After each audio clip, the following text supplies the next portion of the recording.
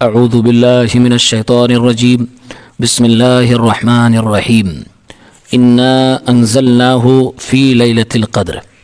سورۃ القدر، قدر کے معنی ہے قدر و قیمت، اہمیت، اور دوسرا معنی اس کا ہے تقدیر، قسمت۔ اس سورت کو سورۃ القدر نام دیا گیا ہے۔ اس کے پیچھے دونوں وجوہات ہو سکتی ہیں۔ ایک یہ کہ یہ رات بہت قیمتی رات ہے، بڑی قدر و قیمت والی رات ہے جس کا تذکرہ اس سورت میں ہوا ہے۔ دوسرا یہ کہ اس رات میں تقدیریں، قسمت لکھی جاتی ہیں، سالانہ تقدیر، تو اس لیے بھی اس سورت کو سورۃ القدر کہتے ہیں۔ عربی میں قدر قسمت کو کہتے ہیں، تقدیر کو کہتے ہیں۔ اللہ رب العالمین نے اس میں شب قدر کا تذکرہ فرمایا ہے جو رمضان میں ہوتی ہے، اور فرمایا انا انزلناہ فی لیلۃ القدر، یقیناً ہم نے اس کو نازل فرمایا ہے شب قدر میں۔ کس کو؟ پس منظر ہے قرآن کا۔ اس سے پہلے والی سورت سورۃ العلق ہے، یعنی وہ سورت جس کی شروعات کی 5 آیتیں سب سے پہلے اتری تھیں، اقرأ بسم ربک الذی خلق والی۔ تو ترتیب سے ایسے لگتا ہے جیسے اللہ تعالیٰ نے پہلے قرآن کا انٹروڈکشن دیا اور قرآن کی ابتدائی 5 آیتیں جو پہلے نازل ہوئی تھیں اس کا تذکرہ ہوا، اس کے بعد آٹومیٹک ذہن میں سوال پیدا ہوتا ہے اس کو نازل کس نے کیا؟ تو جیسے لگتا ہے اللہ نے اسی کا جواب دیا، انا انزلناہ، یقیناً ہم نے اس کو نازل کیا ہے فی لیلۃ القدر، شب قدر میں۔ وما ادراک ما لیلۃ القدر، تجھے کیا معلوم شب قدر کیا ہے؟ لیلۃ القدر خیر من الف شہر، شب قدر بہتر ہے 1000 مہینوں سے۔ تنزل الملائکۃ والروح فیہا، فرشتے اور روح سے مراد جبریل علیہ السلام، فرشتے اور خاص طور سے جبریل علیہ السلام اس رات میں بِإِذْنِ رَبِّهِمْ، اپنے رب کی اجازت سے اترتے ہیں، من کل امر، ہر معاملے کو، سلام، سلامتی والی ہے یہ رات۔ یا تو دوسرا معنی یہ ہے کہ فرشتے آپس میں ایک دوسرے کو سلامتی کی دعا دیتے ہیں، سلام کرتے ہیں۔ ہی حتی مطلع الفجر، اور یہ رات سلامتی والی ہوتی ہے جب تک کہ فجر نہ طلوع ہو جائے، یعنی طلوع فجر تک یہ رات باقی رہتی ہے۔ اس صورت میں اللہ تعالیٰ نے شب قدر کی فضیلت بیان کی ہے، اور کئی پوائنٹ میں اللہ نے اس کی فضیلت بیان کی ہے۔ نمبر 1، انا انزلناہ فی لیلۃ القدر، اس رات کی اہمیت یہ ہے کہ اس میں ہم نے قرآن کو نازل فرمایا۔ تو پوائنٹ نمبر 1 کہ اللہ تعالیٰ نے شب قدر میں قرآن کو نازل فرمایا ہے۔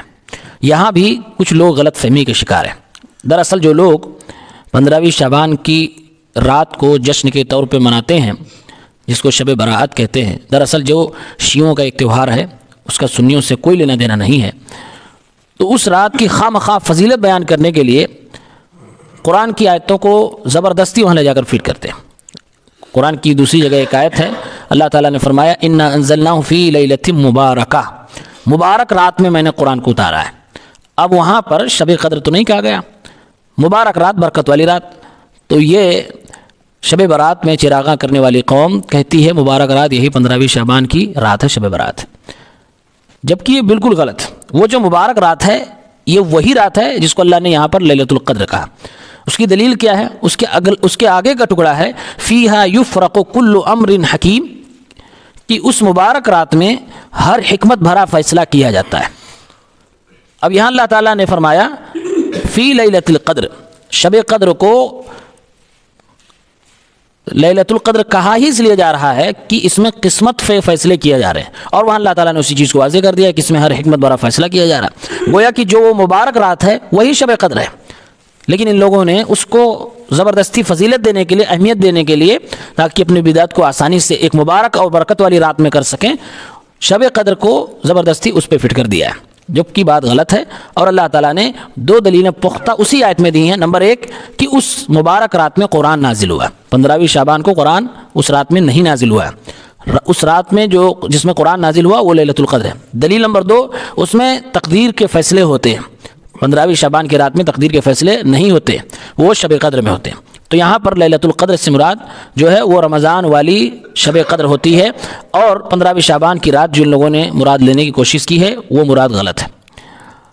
دلیل نمبر 1 اس رات کی فضیلت کی کہ اس میں اللہ نے قرآن کو نازل فرمایا، اور دوسری دلیل یہ ہے اس رات کی فضیلت کی، اسی آیت میں اللہ نے یہ نہیں بیان کیا کہ قرآن کو یکبارگی کتاب کی شکل میں جیسے یہود و نصارہ کو ان کی دھارمک کتاب دی گئی، ایسا نہیں دیا گیا کہ لکھا ہوا تورات لکھا ہوا پورا کا پورا ایک ساتھ موسیٰ علیہ السلام کو دے دیا گیا، ایسے عیسیٰ علیہ السلام کو پورا کا پورا لکھا ہوا ایک بار دے دیا گیا، لیکن مسلمانوں کو ایسا نہیں کیا گیا۔ لوح محفوظ میں جو اللہ رب العالمین کے ہی علم میں ہے، اللہ کے علاوہ کسی فرشتے تک کو نہیں معلوم ہے کہ اس میں کیا لکھا ہے، اس میں سے اللہ تعالیٰ نے قرآن کو آسمان دنیا پر بیت العزہ میں یکبارگی اتارا، اور وہاں سے حضرت جبریل علیہ السلام پورے 23 سال کے اندر تقریباً اللہ کے نبی صلی اللہ علیہ وسلم پر ضرورت کے مطابق تھوڑا تھوڑا لاتے گئے اللہ رب العالمین کے حکم سے۔ تو قرآن دو طرح سے نازل ہوا، ایک یہ کہ لوح محفوظ سے یکبارگی بیت العزہ آسمانی دنیا پہ نازل ہوا، اور وہ کون سی رات تھی؟ وہ یہی شب قدر تھی، جس کو اللہ نے فرمایا ہم نے اس کو نازل کیا شب قدر میں، مطلب یہ لوح محفوظ سے آسمانی دنیا پر نازل فرمایا۔ اور قرآن اللہ کے نبی صلی اللہ علیہ وسلم پر نازل ہوا، کیسے نازل ہوا؟ تھوڑا تھوڑا کر کے، جیسے ضرورت پڑتی رہی۔ سب سے پہلے 5 آیت اقرأ بسم ربک الذی خلق نازل ہوئیں، یا ایھا المدثر اس کے بعد نازل ہوئیں، اس کے بعد وانذر عشیرتک الاقربین نازل ہوئیں، تو کبھی کبھی 1 آیت، کبھی 2 آیت، کبھی 10 آیت، کبھی مکمل سورت نازل ہوئی، ایسے ایسے کر کے پورے 23 سال لگ گئے پورا قرآن اللہ کے نبی صلی اللہ علیہ وسلم پر نازل ہونے میں۔ تو اللہ تعالیٰ نے یہاں پر اس رات کی اہمیت کو بتاتے ہوئے فرمایا ہم نے نازل فرمایا، قرآن اس میں نازل ہوا۔ یہ اہمیت کی بات تو تھی کہ قرآن اس رات میں نازل ہوا، دوسری اہمیت کی بات یہ ہے کہ اللہ نے نازل فرمایا ہے۔ تیسری بات وما ادراک ما لیلۃ القدر، تمہیں کیا معلوم کہ شب قدر کیا ہے؟ قرآن میں آپ دیکھیں گے یہ والا اسلوب کہ تمہیں کیا معلوم کہ یہ کیا ہے، یہ والا اسلوب اللہ تعالیٰ نے بہت بڑی بڑی چیزوں کے لیے استعمال کیا، خصوصاً قیامت کے لیے اللہ تعالیٰ نے اس کو استعمال کیا، جیسے کہ ہم نے دیکھا القاریۃ ما القاریہ وما ادراک ما القاریہ۔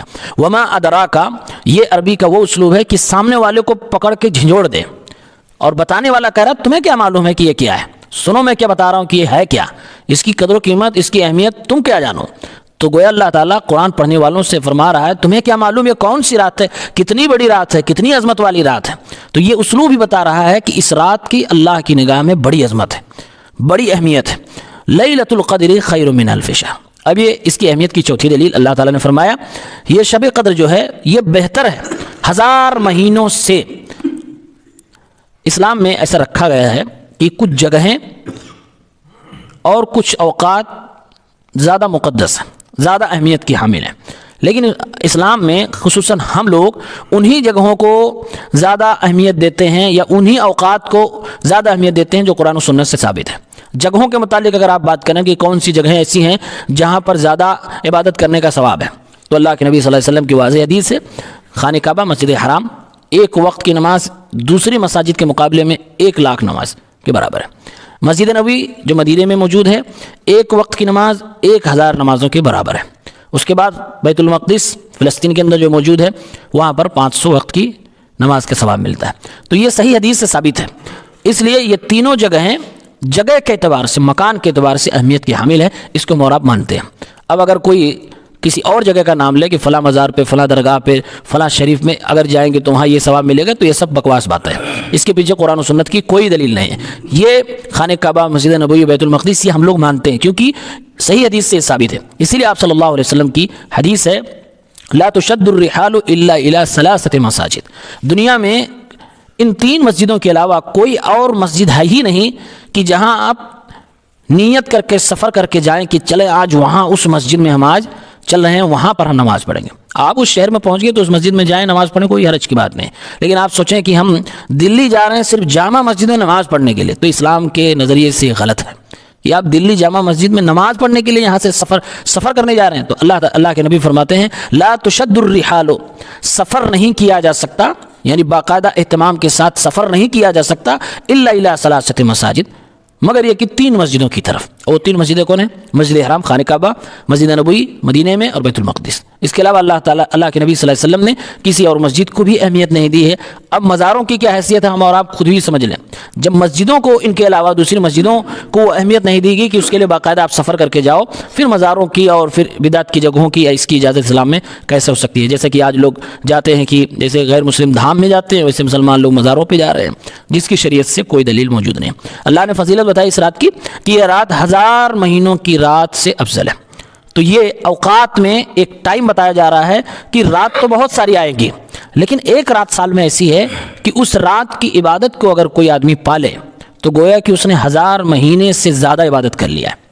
اس لیے اسلاف کہا کرتے تھے کہ وہ 1000 مہینے، مثلا دماغ میں سوال آ سکتا ہے کہ کیسے 1000 مہینے سے بہتر ہو سکتا ہے؟ اگر 2024 میں جو رمضان پڑا کسی نے شب قدر پالی، عبادت کر لیا، تو 1000 مہینے تقریباً 83 سال سے کچھ زیادہ بنتا ہے۔ ایک آدمی کی عمر ہی 60-70 سال ہوتی ہے۔ اب ہر سال تو شب قدر آ رہی ہے، تو ان 1000 مہینوں میں بھی کئی بار شب قدر آئے گی۔ تو علماء نے بیان کیا وہ 1000 مہینے جس میں شب قدر وہ آدمی نہ پایا ہو، اس کی اہمیت نہ دی ہو، اس سے بہتر ہے اگر ان 1000 مہینوں میں شب قدر ہر سال اس کو پھر مل رہی ہے، تو پھر کتنا اس کو ثواب ملے گا اندازہ نہیں کر سکتے آپ، گن ہی نہیں سکتے، کیونکہ ایک رات اگر مل گئی شب قدر کی تو 1000 مہینوں کے برابر نہیں۔ آج بہت سارے لوگ یہ بھی سمجھتے ہیں کہ 1000 مہینوں کے برابر، اللہ نے برابر کی بات نہیں کی ہے، خیرم مطلب یہ ہوا کہ 1000 مہینوں کی عبادت سے بہتر ہے، برابر بھی نہیں اللہ نے کہا، اس سے بہتر کہا۔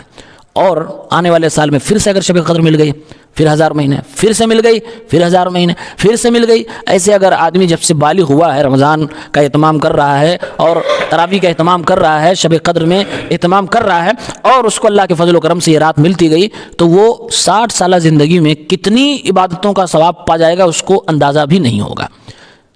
تو یہ اللہ رب العالمین کی طرف سے خاص فضل و کرم ہے اس امت پر کہ رب العالمین نے اس امت کی عمر تو 60 سے 70 سال کے درمیان عموماً رکھی ہے، لیکن اللہ نے ایسے ایسے موقع دے رکھے ہیں کہ انسان چاہے تو کم وقت میں خوب نیکیاں کما سکے۔ انہی میں سے ایک یہ ہے قرآن کریم دیا، ایک ایک حرف پہ 10 نیکی مل رہی ہے۔